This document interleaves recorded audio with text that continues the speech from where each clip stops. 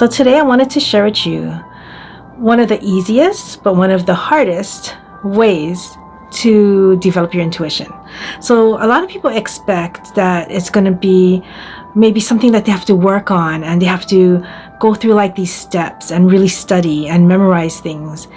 But to me, it's nothing about that. It's nothing about studying something and memorizing something. It's more about using your intuition on a daily basis. And what happens is it's like a catch-22, because the higher source, God, light, all of that, they're smart because they give us this intuition when we don't really need it. So in other words, what I'm trying to say is when your mind is clear and your mind is empty, that's when you'll pick up the information. But when your mind is clouded and you have a lot on your mind and you're thinking about so many different things and you have all these fears and worries, and you tend to blame the outside world instead of yourself. A lot of times when we are in that space, it's harder to tap into your intuition because your mind is not clear. But the reason why it's a catch-22 is because your mind has to be clear to get the answers. But by the time your mind is clear and you're balanced, you don't care about the answer because you know in your heart that whatever comes your way, you'll be able to deal with. So the best way I can say this is it's hard because you have to learn how to keep your mind clear, but it's easy because all you do is keep your mind clear and you can pick up intuition. The difference between logic and intuition is that logic, you're going to go by what does this symbol mean? What does this color mean? Or some kind of memory from your past. Or you're thinking about how you're going to say something or filter something before saying it. That's more like logic because your conscious mind is already like planning out what you're going to say next and already reacting to the situation. But when you use your intuition, you're not going to be thinking about how you're going to say anything. You're more like a person witnessing these feelings versus anticipating or reacting to something or trying to analyze something. So it's more like you're taking a back seat. Your mind is more clear, more empty, and you're just there witnessing and being aware of the feelings that are going on around you. So that's the difference. But to get that to that space, it's meditation. And I can tell a lot of people this. I can tell a lot of students, hey, you just have to meditate. But who has the time to meditate so many times throughout the day? So that's why I say you still have to do the work. And the work is meditation. But you have to make the time if this is what you want. You can also make time to daydream throughout the day because it's very similar or almost the same thing. And when I explained this in one of my last videos, my friend was saying that, yeah, this is a good way to explain it because then you're not trying to keep your mind clear, you're just daydreaming. And you can just do that while you're at your desk for maybe like 5 minutes. Developing your intuition is not for everyone, especially if you have a 9-to-5 job, because if your mind is going to be blank and empty, you cannot function throughout the day when you have a 9-to-5 job. But then again, like I said, when you're able to meditate more, then you're able to stop what you're doing and clear your mind for that moment to use your intuition. So that's why I joke around with people. Like I tell them, if you see me in a grocery store, my mind's not going to be dull and empty. I'm going to have my grocery list in hand and I'm going to feel like I'm on a mission to grab everything on my grocery list. So if somebody calls me on the phone, I would probably have to drop my groceries down and be like, duh, and then pick up the information and then tell them what I picked up.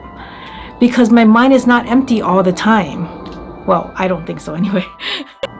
So if you do practice meditation, you can toggle back and forth between functioning in this world and then keeping a clear mind when you really need to. But it's so funny because I just feel like the universe is so smart in a sense because they know that it's only given to people that are ready for it. The truth is only given to them when they're ready for it. And so that's why if you notice, you're going to see some people like, I want to take intuition from you. I want to take this class from you.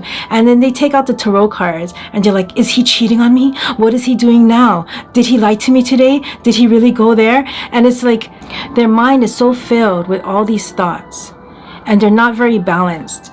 So if they were to have this gift when they had the situation going on, do you think they would react the right way when they found out the truth? Probably not. So it's kind of strange too because you have to have this oneness where, oh, you know, my heart is open to everybody and I have this oneness and I see their inner beauty and their reflection of me and all this stuff. But at the same time, you have to have like a non-attachment. So to have this non-attachment of not reacting or being affected to the situation that you're doing the reading for. And then when we're ready to realize that our anger is our own anger and our own issues and our resentment is our own, then we start to understand that we can have this non-attachment sometimes.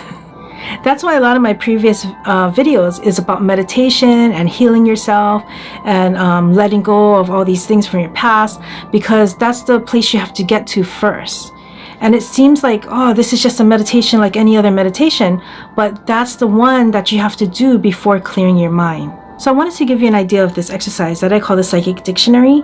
And basically what it is, it's a reference for yourself of questions and answers that you can keep as when you're a witness to these awarenesses.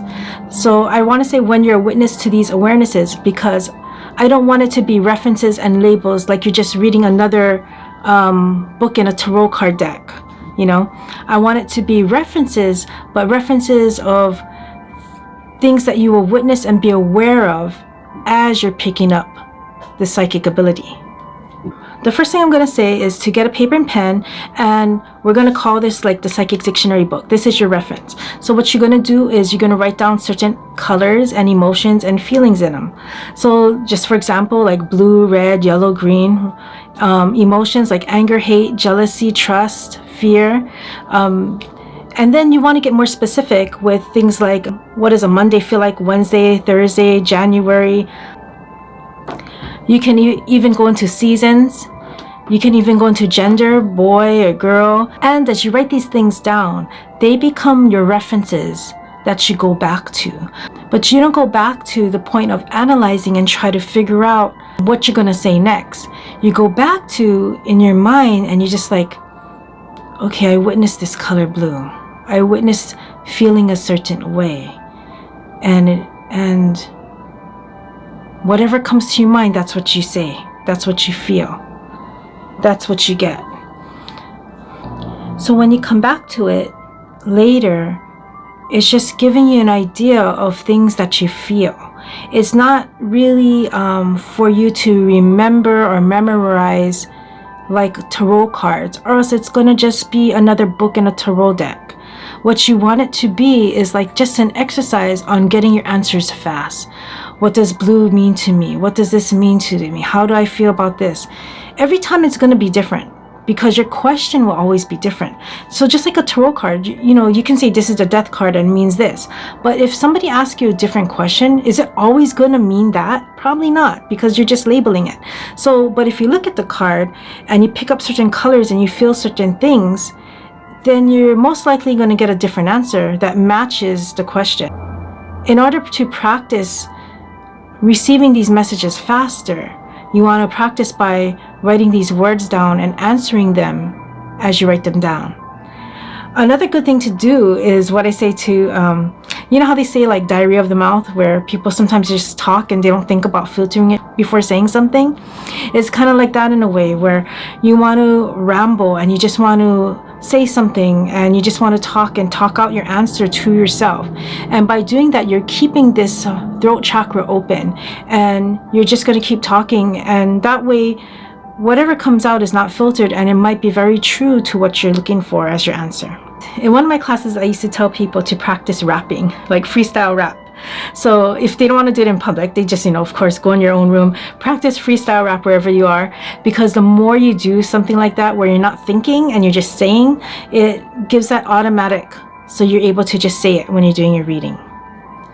Then later, as you get used to it and you understand it, then you're able to deliver the message in a classier way, of course, because that is also an important part of psychic readings. It's going to be a little bit more advanced, because you're not just spitting out answers, but at the same time, you also are caring on how you're wording it to the person sitting in front of you. And every individual is different. You know what level, because of your intuition, you'll know what level and how much to say to a person so they understand and get the message. So say, for example, you're going fishing and you're like, okay, I'm gonna throw out my rod and I'm gonna fish, right? So you throw out your rod. So you're not going to throw out the rod and be like, oh, well, at 10 o'clock at this time, I caught this many fish and this is where they were. And this type of fish is on this side. And, you know, you're not going to do that. What you're going to do is more like throw out your rod, which is throw out your question. So throw out your question. And you're just going to sit there and then have a blank mind. And when you have this blank mind, you're going to be witnessing and experiencing the feelings around you. So, you know, so your mind is blank, but at the same time, you're like feeling the changes in your body, the surroundings of the environment, and the different energies going on. And that's what you want to do. You don't want to analyze the situation or the question. So channeling and doing readings, I want to say it's a freedom of expression, because when you say what you feel, you're not going to hold back. So another good way to practice this is, for one, go to an art gallery. Go to an art gallery and look at the art on the wall. And every single art piece, stand in front of it. And you can bring a friend so you don't look crazy and talk to your friend. Or if you want, you can talk to yourself. That's really up to you. So you can stand in front of the art piece on the wall and breathe in and out. And I want to say deep breathing. Breathe in and out, because that kind of sometimes helps clear your mind a little bit. And stare at the painting and breathe in and out. And when you look at the painting, get a feel for it and just kind of get into that blank state of mind. So in other words, of course, meditation is important first, and then get into a clear state of mind, look at the painting, and just go into the painting. Go into the painting, just like you would go into a tarot card, just like you would go into an oracle card, just like you would go into a crystal when you do a crystal reading, just like you would go into a flower arrangement when you're doing a flower reading. Same thing. Go into the art. Breathe it in. Admire it. Look at it. What colors do you like? What colors don't you like, and why? How does it make you feel inside? Talk about it. This makes me feel like this because of this. I feel this energy in this certain part of my body. I feel this energy around me. You know, get a feel for things and pull back and just be more of a witness to what you're experiencing. But don't be like, what media is she using? And why is this line so fine? And why did she draw a picture of this dog? Because that's when you're going to go into the logical part of it.